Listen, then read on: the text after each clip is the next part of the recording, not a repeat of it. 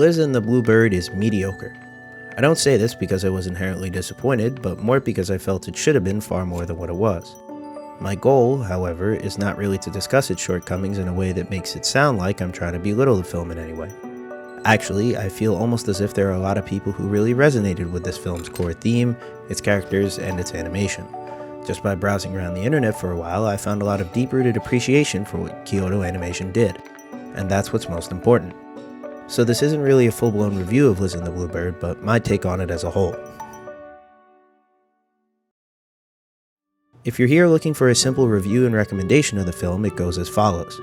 Liz and the Bluebird follows the story of two high school girls, Nozomi and Mizore, in the last moments of high school. Amidst the anxiety surrounding college and their future, their friendship is tested. The film is very much about the lives of these two girls and those around them, but not much more. It succeeds to some degree in its discussion surrounding love and friendship, as well as animation, but falls short in aspects like actual plot, pacing, and dialogue. It is by no means a film you should pass up on if this sounds like something you'd enjoy, or if you're a fan of KyoAni's work. If it doesn't sound like you, then you have no reason to watch it for anything but the always stellar animation KyoAni puts out, and a great soundtrack. Or just skip it. I think the biggest thing Liz and the Bluebird does right is its theme. The core theme of the movie is friendship. In this particular case, it focuses on the difficulties friendship can present.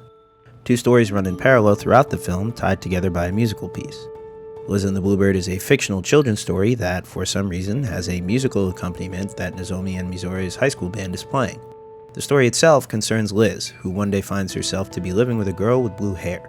She comes to the realization that this is actually a bluebird transformed into a human. As the days go by, Liz notices the bird sneaking out to enjoy the pleasures of being a bird, and because she is both a good friend and loves the bird very much, she has to sever any ties. Liz lets the titular bluebird go because she slowly comes to the realization that while the bird does enjoy the time she spends with Liz, there's a better place for her elsewhere. The reality portion of the story takes place in the same high school as Hibike Euphonium. Nozomi and Mizore enjoy a rather tenuous friendship, marked primarily by Mizore's one-sided struggle of romantic love for Nozomi, while Nozomi treats Mizore more like something to deal with rather than a real friend. Their friendship fails to withstand the general stress and anxiety brought upon high schoolers by college and their futures. They begin to silently feud, with each of them feeling as though the other is, in some way, being unfair. The emotional peak of the movie and realization of how complicated friendship can be comes to fruition in a single scene. Nozomi confronts Mizore and thinks that Mizore has been holding back in her playing, and states that she actually didn't want to go to music school, only claiming she wanted to out of jealousy. Mizore goes straight into a confession, showing the most emotion she ever does in the entire movie.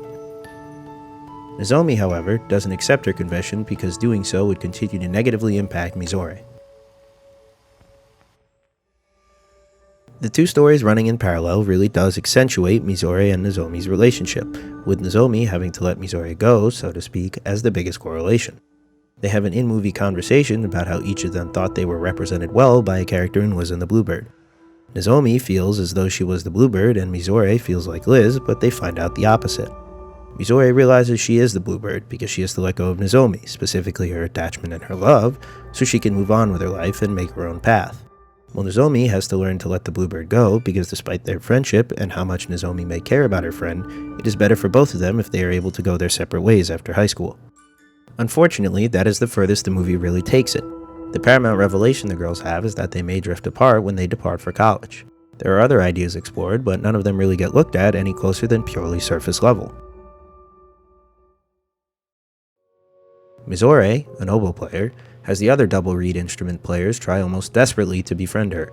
Perhaps the movie tried to address how new friendships could be born, but the only one of them that does any speaking is in maybe 3 total scenes the entire movie.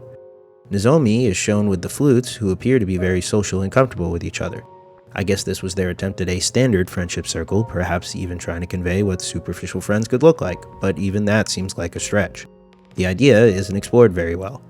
The supporting characters function more as plot devices to push Mizore and Nozomi along and eventually talk to each other, but they fail to do any more than that. This carries on to other aspects of the movie. There's a lot of what I feel like is just dead air, scenes where people are just sitting there pondering. I don't think this is a bad thing necessarily, but I feel as though it slowed down the pace of the movie significantly. There is importance in those scenes as they almost always contain a character in thought or reflecting on something, but upon a rewatch I almost felt inclined to just watch the entire movie at 2 times speed.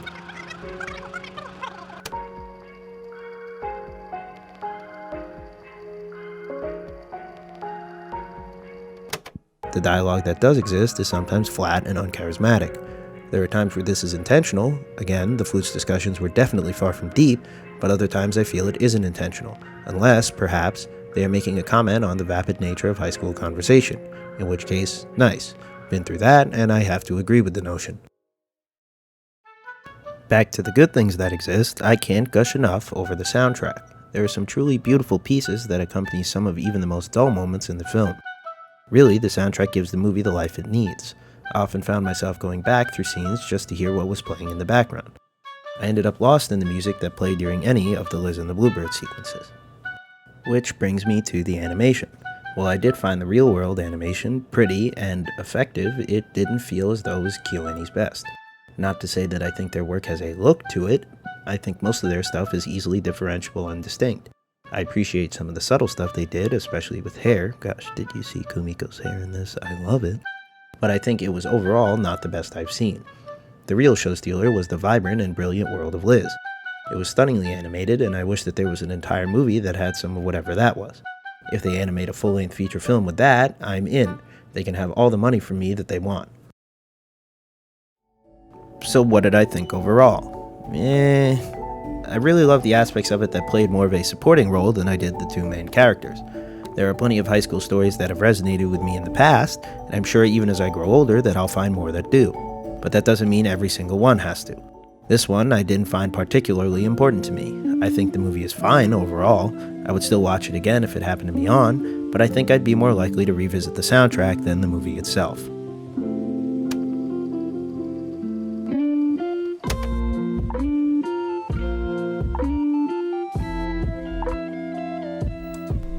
Hey everyone, thanks for dropping by and watching this.